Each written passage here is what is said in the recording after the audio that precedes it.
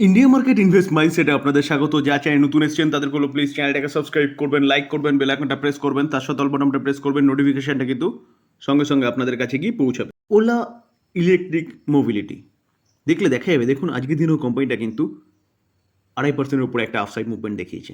কোম্পানিটা 9 তারিখে লিস্ট হয়েছিল এবং সেখান থেকে কিন্তু ভালো একটা মুভমেন্ট কোম্পানিটা দেখিয়েছে। আমরা দেখতে পারবো যে কোম্পানিটা এক উইকে কীরকম রিটার্ন দিয়েছে। এক উইকে কোম্পানিটা দেখুন সাধারণত এক উইকই হয়েছে, প্রায় 46% রিটার্ন দিয়েছে। তো স্যার এই কোম্পানিটা যেটা সদ্য লিস্টেড হয়েছে আইপিওর মাধ্যমে, সেই কোম্পানিটার রেজাল্ট ডিক্লেয়ার করেছে। তো চলুন রেজাল্টটা একটু দেখে নিই এবং বোঝার চেষ্টা করি যে নেক্সট দিন অর্থাৎ কালকে 15ই আগস্ট স্বাধীনতা দিবস, কালকে মার্কেট ক্লোজ থাকবে, তো তার পরের দিন 16ই আগস্ট এই কোম্পানিটা কীরকম পারফরমেন্স দেখাতে পারে। স্যার কোম্পানিটা কনসোলিডেট নাম্বার দেখব, রুপিস কী আছে, রুপিস ইন কারোয়ে রয়েছে। ওকে, আমরা সিকোয়েন্স দেখব, সিকোয়েন্স কী বলছে। Sequence June 23, March 24, June 24, sequence একদম ঠিকঠাক আছে।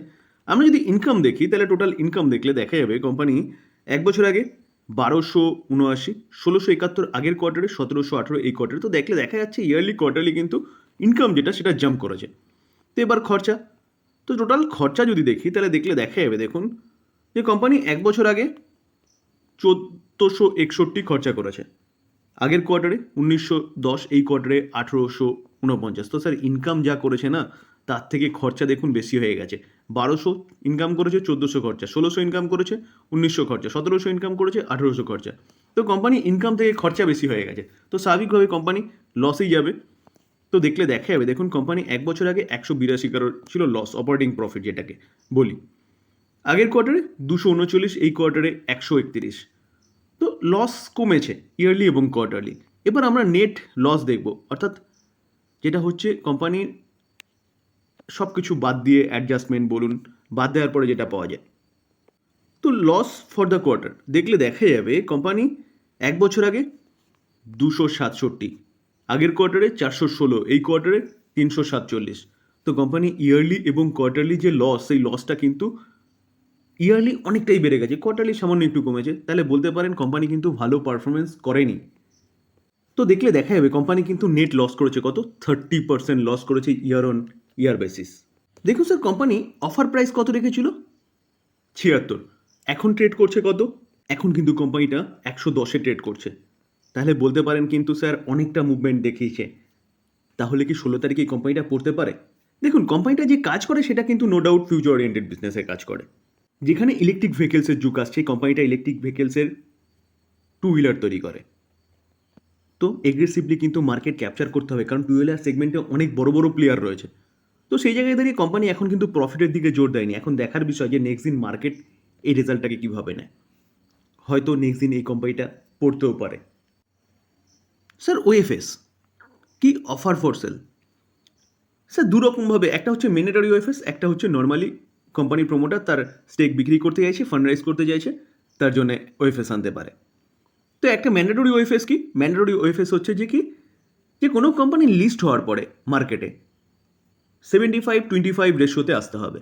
অর্থাৎ 3 বছরের মধ্যে প্রমোটারকে তার স্টেক সংখ্যা 75 বা তার নিচে আনতে হবে। তো এটা হচ্ছে ম্যান্ডেটরি ওএফএস।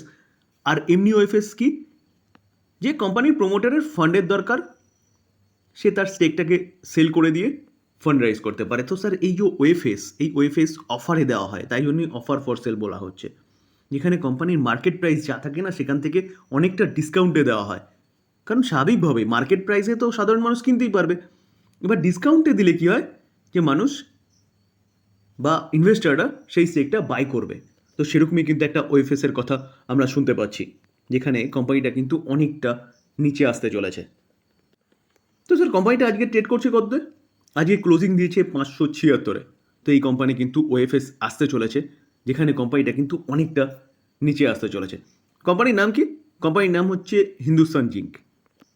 তো এই হিন্দুস্তান জিঙ্ক কিন্তু বিধান্তা গ্রুপের কোম্পানি, যে এর মাদার কোম্পানি কিন্তু বিধান্তা। তো স্যার বিধান্তা ফান্ড রাইজ করছে এই কোম্পানির ওএফএস এনে, এই কোম্পানির স্টেক সেল করে। তো স্যার চলুন একটু ডিটেলসে দেখে নিই ওএফএসটা কত টাকায় আনা হয়েছে।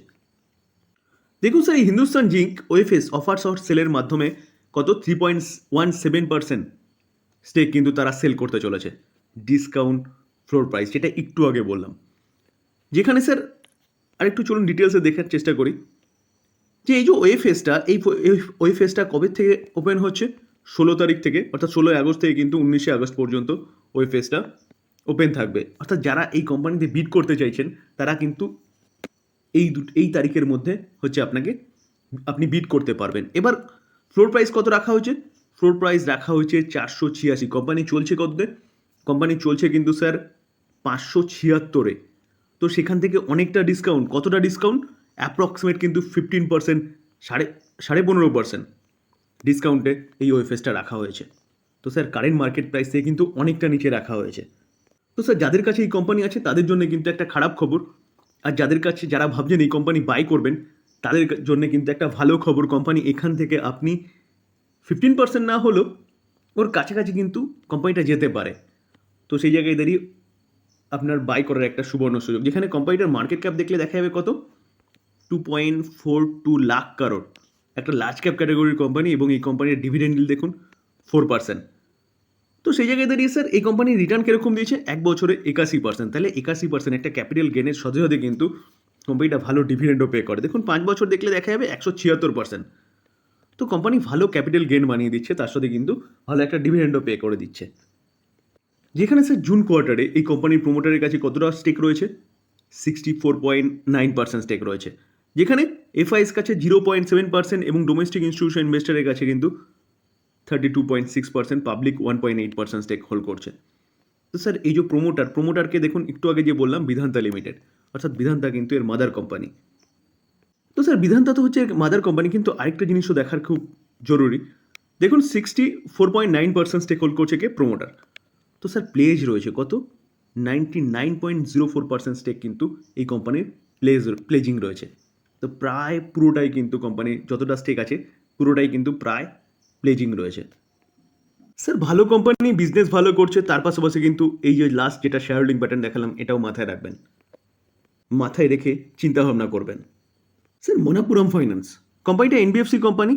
এনবিএফসি মানে কোম্পানিটা কিন্তু সব রকম কাজ করতে পারবে, হোম লোন বলুন, মর্টগেজ লোন বলুন, এমএসএমই লোন বলুন, সব ক্ষেত্রে কোম্পানিটা কিন্তু লোন প্রোভাইড করতে পারবে, একটা এনবিএফসি যেরকম কাজ করে। তার পাশাপাশি এই কোম্পানিটারও কিন্তু একটা প্লাস পয়েন্ট কি, কোম্পানিটা হচ্ছে গোল্ড লোন প্রোভাইড করে। তো গোল্ড লোন প্রোভাইড করার ক্ষেত্রে কিন্তু এই কোম্পানিটা অন্যতম কোম্পানি বলতে পারেন, যেখানে কোম্পানিটা আজকের দিনে দেখলে দেখা যাবে দেখুন 2.5% মতন পড়েছে। পড়ার পিছনে কারণ কি? কারণ হচ্ছে কোম্পানিটার কোয়ার্টার 1-এর রেজাল্ট। দেখুন স্যার আজকের দিনে 3% পড়েছে, পড়ার পিছনে কারণ হচ্ছে কোয়ার্টার 1-এর রেজাল্ট। কিন্তু তা সত্ত্বেও কোম্পানিটাকে নিয়ে কিন্তু অ্যানালাইটিক্সটা কি বুলিশ রয়েছে। কেন? গোল্ডের প্রাইস যে বাড়ছে সেই কারণে। কারণ স্যার এই কোম্পানিরও কিন্তু মেইন বিজনেস হচ্ছে গোল্ড লোন প্রোভাইড করা। তো গোল্ডের প্রাইস যত বাড়বে এই কোম্পানিটা কিন্তু লোন যে ডিসবার্সমেন্ট করবে সেটা কিন্তু বেশি করতে পারবে, as it is Muthoot finance. তো তাই জন্য জেফরিস কিন্তু মেনটেন রেখেছে বাই কল এবং টার্গেট 270। তো স্যার বিজনেস যেটা করছে সেটা কিন্তু এখন যথেষ্ট ভালো একটা গ্রোথ লক্ষ্য করা যাচ্ছে। তো কোম্পানিটা চলছে কত? 201-এ। তো এখান থেকে কিন্তু অনেকটা আপসাইড মুভমেন্টের কথা বলছে জেফরিস। তো এই কোম্পানিটাও কিন্তু আপনি রাডারে রাখতে পারেন। স্পাইসজেট দেখলে দেখাবে কোম্পানিটা আজকের দিনে 2.5%-এর ওপরে কিন্তু পড়েছে। তো কোম্পানিটা আজকে রেজাল্ট ডিক্লেয়ার হওয়ার কথা ছিল, মার্কেট ক্লোজ হয়ে যাওয়ার পরে কিন্তু রেজাল্ট এসছে। তো রেজাল্টের ইম্প্যাক্ট কিন্তু আমরা 16 তারিখে দেখতে পারবো, কালকে মার্কেট ক্লোজ। আমরা কোম্পানি কনসিডারেট নাম্বার দেখব, রুপিস কি আছে, রুপিস ইন মিলিয়নে রয়েছে। ওকে, সিকোয়েন্স দেখে নেবো কী বলছে। June 23, March 24, June 24। আমরা কোম্পানি যদি টোটাল ইনকাম দেখলে দেখা যাবে দেখুন এক বছর আগে 22,668, আগের কোয়ার্টারে 23,747, এই কোয়ার্টারে 20,777। তো ইয়ারলি কোয়ার্টারলি ক্লিয়ারলি দেখা যাচ্ছে কোম্পানির যে ইনকাম সেই ইনকাম কিন্তু পড়েছে। তো স্যার এবার আমরা খরচা দেখব। তো খরচা দেখলে দেখা যাবে দেখুন এক বছর আগে 20,692, আগের কোয়ার্টারে 22,478, এই কোয়ার্টারে 19,195। তো স্বাভাবিকভাবে ইনকাম কমেছে, তাই জন্য কোম্পানির খরচাও কিন্তু ইয়ারলি কোয়ার্টারলি কমেছে। তো ইনকাম মাইনাস এক্সপেন্সেস করলে পরে অপারেটিং প্রফিট পাওয়া যায়। সেই অপারেটিং প্রফিট যদি দেখলে দেখা যাবে কোম্পানি 1976 এক বছর আগে, আগের কোয়ার্টারে 1268, এই কোয়ার্টারে 1581। তো দেখলে দেখা যাচ্ছে কোম্পানি ইয়ারলি ইনকাম পড়েছে কিন্তু কোয়ার্টারলি ইনকাম বেড়েছে কেন? কারণ খরচাটাকে কন্ট্রোল করেছে। যদিও বা কোম্পানির যে কোয়ার্টারলি যে ইনকাম অর্থাৎ রেভিনিউ সেটা কিন্তু কমে গেছিলো। তো অপারেটিং প্রফিটটা কেন বেড়েছে? কারণ খরচা কম হওয়ার জন্য। তো স্যার এবার আমরা মেন প্রফিট দেখব। তো স্যার আমরা যদি কোম্পানির মেন প্রফিট দেখি, স্যার দেখুন profit for the period, profit for the quarter of the year, ঠিক আছে। দেখলে দেখা যাবে কোম্পানি 1 বছর আগে 1976, আগের কোয়ার্টারে 1268, এই কোয়ার্টারে 1581। তো স্যার একই রকম শো করছে কিন্তু কোম্পানির মেন প্রফিট, সব ট্যাক্স ও অ্যাডজাস্টমেন্টের পরে। স্যার এখানেও কিন্তু কোম্পানির ইয়ারলি কমেছে কিন্তু কোয়ার্টারলি বেড়েছে, সেটা আমরা ইপিএসও দেখতে পারবো। দেখুন 3.28 1 বছর আগে, আগের কোয়ার্টারে 1.71, এই কোয়ার্টারে 2.01। তো স্যার এখন দেখার বিষয় যে 16 তারিখে মার্কেট এই রেজাল্টটাকে কেমনভাবে নেয়, যেখানে কোম্পানি কিন্তু রেভিনিউ কমেছে ইয়ার অন ইয়ার বেসিস, এবং কোম্পানির প্রফিটও ইয়ার অন ইয়ার বেসিস অনেকটাই কমে গেছে, যদিও বা কোয়ার্টারলি কোম্পানি ভালো পারফরমেন্স করেছে। স্যার আলোচনা এই পর্যন্তই। এবার ডিসক্লেমার দিয়ে রাখি, দেখুন স্যার কোনো বাইসেল রেকমেন্ডেশন নয়, কোম্পানিগুলোর সম্বন্ধে নিউজ পাওয়া যাচ্ছে, সেগুলো আপনাদের সামনে তুলে ধরার চেষ্টা করলাম, টোটালি লার্নিং পারপাস। বাই করবেন, সেল করবেন নিজের ডিসিশনে, বা আপনি আপনার ফাইন্যান্সিয়াল অ্যাডভাইজারের সাথে কিন্তু কথা বলে নিয়ে তারপর করবেন। আলোচনা এই পর্যন্তই। যদি আলোচনা ভালো লাগে, যারা যারা নতুন এসেছেন তাদেরগুলো প্লিজ চ্যানেলটাকে সাবস্ক্রাইব করবেন, লাইক করবেন, বেল আইকনটা প্রেস করবেন, তার সাথে অল বাটনটা প্রেস করবেন, নোটিফিকেশনটা কিন্তু সঙ্গে সঙ্গে আপনাদের কাছে গিয়ে পৌঁছাবে। থ্যাংক ইউ, ভালো থাকবেন।